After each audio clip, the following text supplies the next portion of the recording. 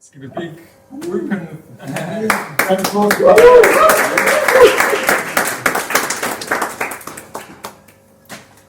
Good stuff. Yeah, thank you so much. And thank you for having the opportunity to share some learnings with this group. I really love the intimate set of Now Next product.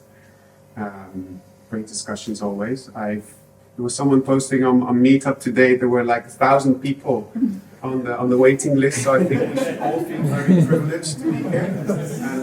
And even me more so for having the opportunity to share some learnings with you.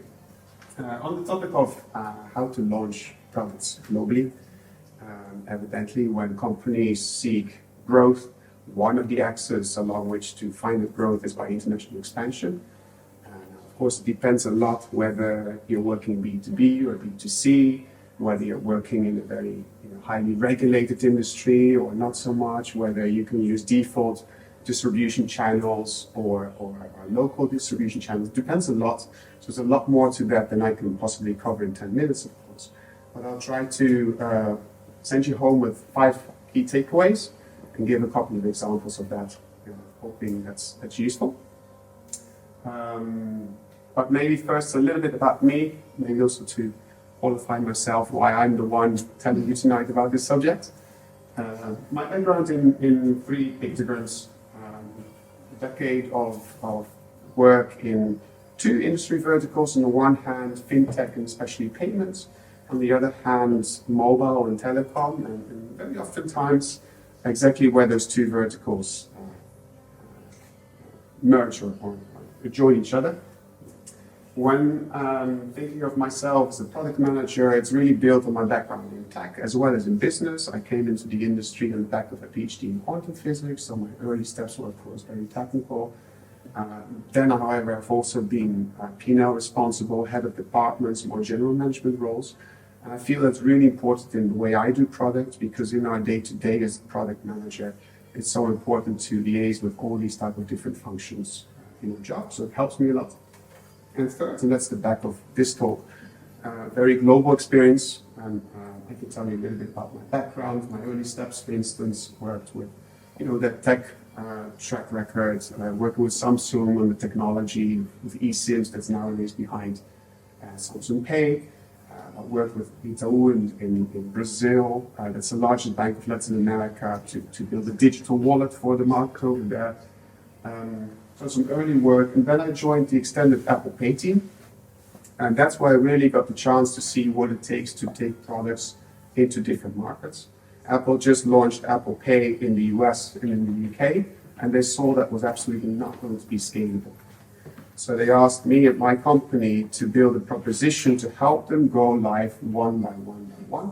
So I connected some of these brands behind it, another more than 100 financial institutions worldwide, to really make sure that the product was ready to go live in their markets. We're talking from Canada to Kazakhstan and from Saudi Arabia to Singapore. I did that for over 30 countries with Apple Pay. John, can I just take a moment to Alexa, stop. Thank you. Sorry about that. That's the best interruption ever. So then I came to London GSMA. I was asked to build a product innovation venture for the mobile money industry. That really took me into Africa and Asia, because that's the financial services that you find in those continents. And again, a lot of exposure to how to launch products. So that was about me. Let's go into it. Number 1, is international expansion really the right thing to begin with, right? And I think that's a really important question to challenge yourself with, because the first thing to do, I think, is to set the foundation right. So if you're acting in a particular market, are you really the superstar in that market? Have you captured the entire market? Have you exhausted all the growth opportunities in there? I think that's really important, because if you don't get that right, you may be weakening your proposition as you're trying to increase your footprint and juggle all these balls in parallel. So challenge yourself on that, and then particularly really understand your current product value, your current proposition. And it's very tempting to say, yeah, of course we know that. But do you really? Do you really understand what the growth drivers are of the usage and adoption of your users, what the revenue mechanisms are behind that. Because the odds are, as you go into other markets that may be challenged, it may not work the same way. So I think it's really important to really get your foundation right and understand your own product operation. So number two then, of course, is do your market analysis and really do that thoroughly. So look at your quantitative data. You may already have that. I think of a company like Canva. They may have, if you're familiar with the company, they may have a proposition. It costs them nothing to make that website available globally. So you can already gain some traffic, and you can analyze the behavior, see the similarities and the differences. If you don't have that type of proposition, because there are barriers that you need to overcome to go into a market, then try to get your hand on the local data in that market. Qualitatively as well, I would really always speak to experts in the market, speak to your potential users in that market, right? What do they need? What are they looking for? Really, what's their problem rather than would they use your product? What's their problem and can you serve them with that? And what you're looking for, I think, as input in what ultimately would become a go-to-market strategy is things like, what does the landscape look like? What's the addressable market? What's the serviceable market? Are there particular regulations? Are there barriers to entry? Is there a moat, kind of the unique one or a couple of barriers that you have compared to your competition that make it difficult for them to disintermediate you? And of course, from the product perspective, what can you learn about customer behavior in those markets? What are their preferences? What is the price sensitivity? How do they pay? What do they need? So a couple of these, actually quite a number of these things that it's important to have an understanding of before you start moving at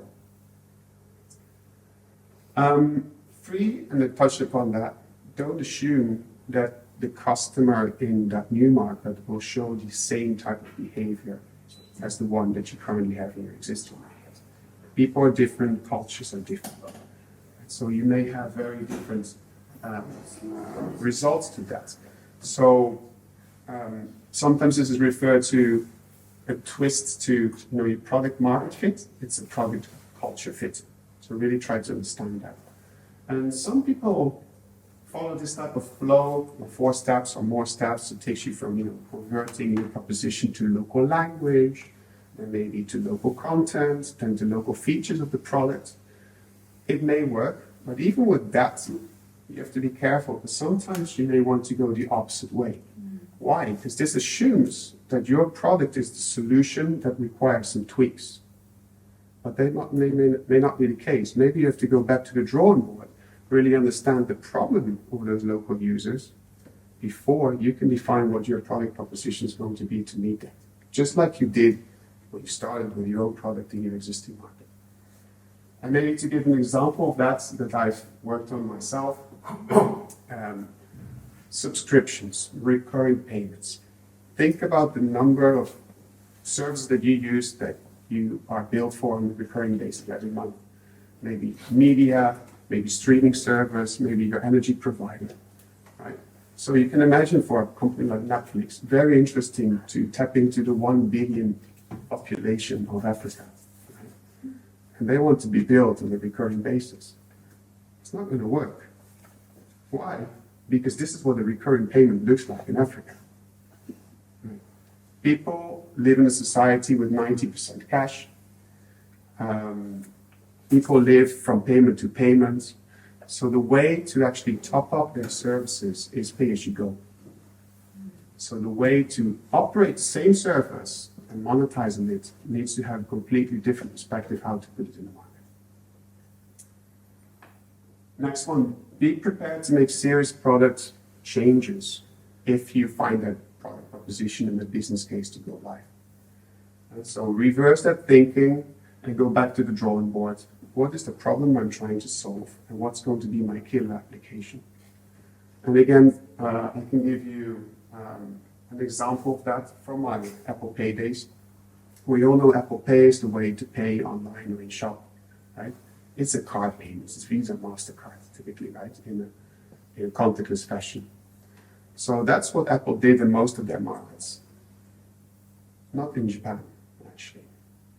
Because for those that have ever been in Japan, if you go into a shop in Japan, it's a freaking zoo.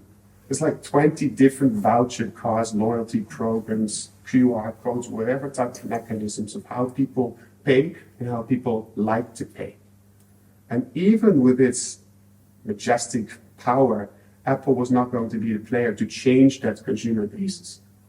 But for them, it was a really important market because they've got tens of millions of customers there, very high level of iPhone penetration. So they clearly wanted to be there.